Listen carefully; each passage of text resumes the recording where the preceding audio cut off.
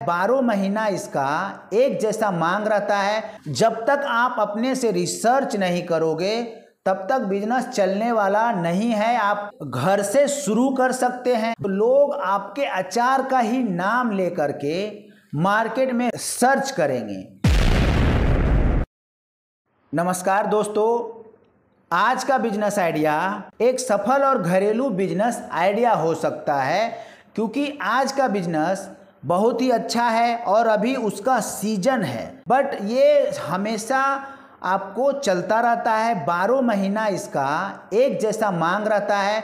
But अभी season का जो मैं बात किया, सिर्फ और सिर्फ इसका जो कच्चा माल का सीजन है, जो आपको बहुत ही अच्छे दामों में, बहुत ही सस्ते में अभी के टाइम में मिल जाएगा। और मिल जाने के बाद में उसे आप स्टोर करके उसका बिजनेस आप बहुत अच्छे से कर सकते हैं और अच्छा खासा प्रॉफिट भी अर्न कर सकते हैं। तो ज़्यादा देर ना करते हुए आज मैं जिस बिजनेस टॉपिक के बारे में आपसे बात करने वाला हूं, अचार मेकिंग बिजनेस के बारे में बात करने वाला हूं। अचार यानी पिक्कल, यह एक पारंपरिक भारतीय खाने का अहम हिस्सा है। हर घर में अचार खाया जाता है। कोई भी ऐसा घर आप मुझे बता देना कमेंट में कि मेरे घर में नहीं खाया जाता है, तो मैं मान लूं कि हाँ, नहीं खाया जाता है। बट जहाँ तक मैं जानता हूँ कि इंडिया में कोई भी ऐसा घर नहीं है जहाँ पे आम का अचार खाया ना जाए। आम तो आम, नींबू, मिर्ची, लहसुन, गाजर, गोभी, आंवला वगैरह, ये बिजनेस कम लागत में घर से शुरू किया जा सकता है और अच्छा खासा अर्निंग भी किया जा सकता है। और चूंकि मार्केट में इसकी इतनी ज्यादा डिमांड है कि आपका माल कभी रुकेगा ही नहीं। अब समझते हैं बिजनेस शुरू करने के लिए कुछ जरूरी बातें को भी आपको ध्यान में रखनी पड़ेगी। रिसर्च बहुत ही जरूरी है। Do market research. लोग किस टाइप के अचार पसंद करते हैं, क्योंकि अचार तो आप किसी भी चीज का बना सकते हैं। नींबू का बना सकते हैं, कटहल का बना सकते हैं, आम का बना सकते हैं, मिर्ची का बना सकते हैं, लहसुन का बना सकते हैं, गाजर का बना सकते हैं, यहाँ तक कि आप गोभी का भी बना सकते हैं। आपके आसपास के मार्केट में किस तरीके का अचार का डिमांड है, कंपटीटर्स कौन है और वे क्या क्या अचार बेच रहा है, क्या मैं उससे कुछ अलग कर सकता हूं, ये आपका रिसर्च का हिस्सा होना चाहिए। जब तक आप अपने से रिसर्च नहीं करोगे तब तक बिजनेस चलने वाला नहीं है। आप खोल के बैठ जाओगे और आपका बिजनेस डूब जाएगा। जब आप बिजनेस शुरू करने का मन हो रहा है तो 2 से 4 दिन का आपको टाइम निकालना है और अपने मार्केट में, अपने एरिया में रिसर्च बहुत ही जरूरी करना है। दूसरा, लोकेशन और स्केल। आप इसे घर से शुरू कर सकते हैं, बाद में स्मॉल फैक्ट्री या किराए की जगह ले करके वहां पे आप इसे शुरू कर सकते हैं। बट शुरुआत में आपको ये ध्यान रखना है कि सिर्फ और सिर्फ घर से ही आपको शुरू करना है।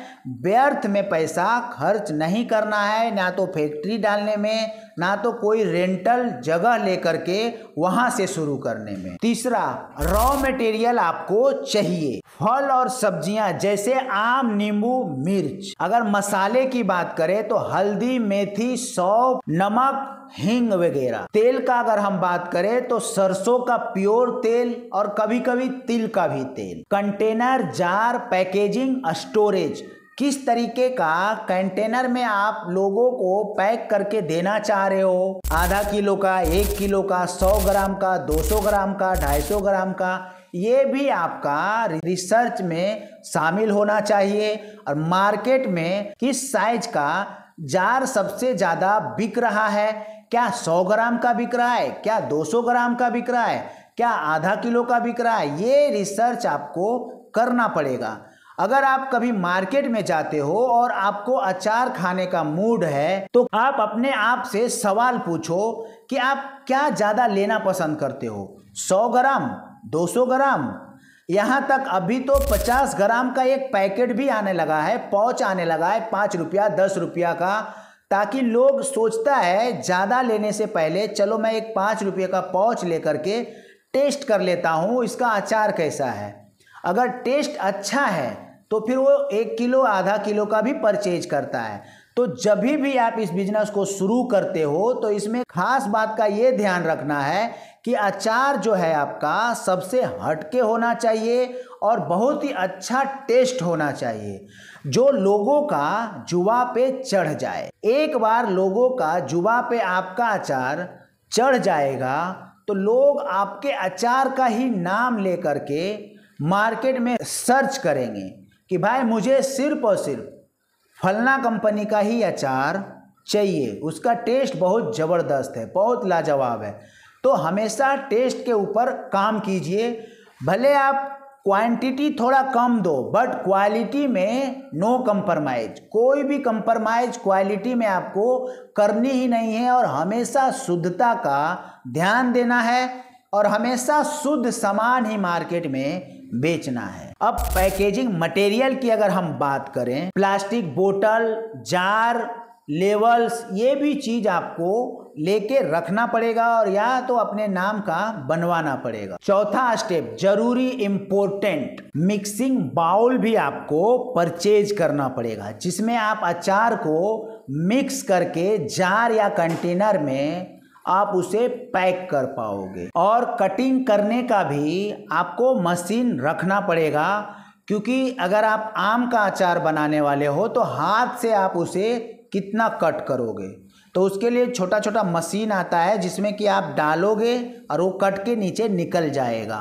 तो ये भी आपको रखना पड़ेगा। फिर बाद में आपको सीलिंग और लेबलिंग मशीन भी आपको एक परचेज करना पड़ेगा, जिससे अचार आपका सील हो सके और लेवल उस पर लग सके मार्केट में आने के लिए। अब हम अचार बनाने के प्रोसेस के बारे में स्टेप बाय स्टेप समझते हैं। रॉ मटेरियल की सफाई और कटिंग करना है, मसाले तैयार करना और उसे मिक्स करना, अचार का तेल सिरका के साथ मिलाना, 2 से 3 दिन धूप में उसे अच्छे तरीके से रखना, पैक करना और सील करना। और आपके मन में ये सवाल आ रहा होगा कि क्या इसके लिए लाइसेंस लेने की जरूरत है? तो मेरा जवाब है हाँ, क्योंकि आप फूड रिलेटेड कोई भी अगर बिजनेस शुरू कर रहे हो तो आपको लाइसेंस लेने की जरूरत तो पड़ेगी। तो आइए समझते हैं लाइसेंस और रजिस्ट्रेशन के बारे में। फसाई लाइसेंस,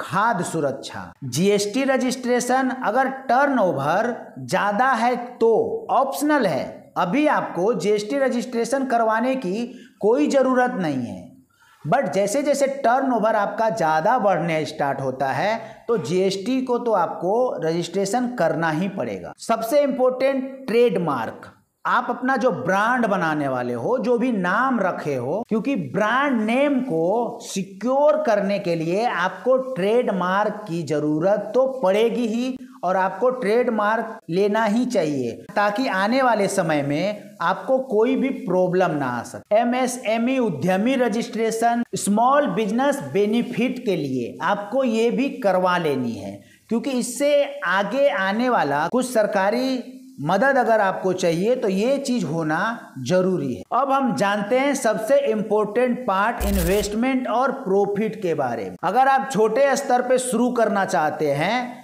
तो 20 से 50 हजार की इन्वेस्टमेंट में आप बहुत ही आसानी से पिकल फैक्ट्री डाल सकते हैं। और अगर आप बड़े स्तर पे करना चाहते हैं तो 1 लाख से 5 लाख रुपए का लागत लग सकता है। मुनाफा और प्रॉफिट मार्जिन क्या है इस बिजनेस में, ये भी तो समझना जरूरी है। 1 किलो अचार बनाने की कॉस्ट की अगर हम बात करें तो 60 रुपया से 80 रुपये का बीच आती है। इसे आप मार्केट में बहुत ही आसानी से 150 से 250 रुपये तक बेच सकते हो, यानी कि 100% से ज्यादा की प्रॉफिट पॉसिबल है। अब हम समझते हैं सेलिंग और मार्केटिंग के बारे में, जो कि अहम नहीं बहुत ही अहम पार्ट है। How to sell local and offline process. Local shops की अगर हम बात करें, किराना स्टोर, एग्जीबिशन, फेयर्स, ये ऑफलाइन का तरीका हो गया कि आप अपना माल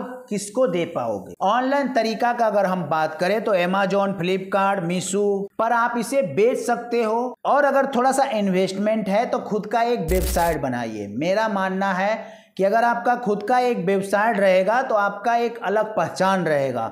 लोग ऑनलाइन आपको सर्च करेंगे और वहाँ से डायरेक्टली आपको ऑर्डर दे करके मंगवा सकते हैं और उसका प्रचार आपको इंस्टाग्राम, फेसबुक पे ऐड के जरिए करना है। अपने वेबसाइट को अवेयर करना है, लोगों को दिखाना है अपना प्रोडक्ट फेसबुक पे और इंस्टाग्राम पे, जहां से आपका कस्टमर आना स्टार्ट होंगे। और इंस्टाग्राम पेज, फेसबुक पेज भी बना करके आप वहां पे रील्स डाल करके अपने प्रोडक्ट का वायरल कर सकते हैं और ग्राहक ज्यादा से ज्यादा ला सकते हैं। ब्रांडिंग और पैकेजिंग पे हमेशा बहुत ही ध्यान देने की जरूरत है।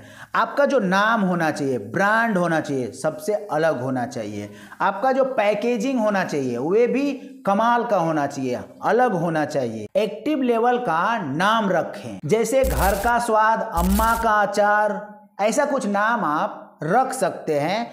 और इससे भी कुछ आपके दिमाग में अच्छा आ रहा हो तो आप सोच के रख सकते हैं। और खास करके हाइजीन और क्वालिटी का ध्यान आपको बहुत ज़्यादा रखना है। और जाते जाते मैं आपको ग्रोथ का कुछ टिप्स दे के जाता हूं, जिससे आप अपने बिजनेस को अच्छे खासे ग्रोथ दे सकते हैं। अपने बिजनेस को स्केल करने के लिए अलग अलग वैरायटीज बनाएं, अलग अलग स्वाद का, अलग अलग अचार का फ्रेंचाइजी मॉडल शुरू करें। अचार का बिजनेस एक लो इन्वेस्टमेंट बिजनेस आइडिया है, तो आप इसे शुरू करें। हाई प्रॉफिट वाला बिजनेस है, इसके लिए आपको तो शुरू करना ही चाहिए। और सबसे इम्पोर्टेंट बात ये, आप अपना घर से ही शुरू कर सकते हैं।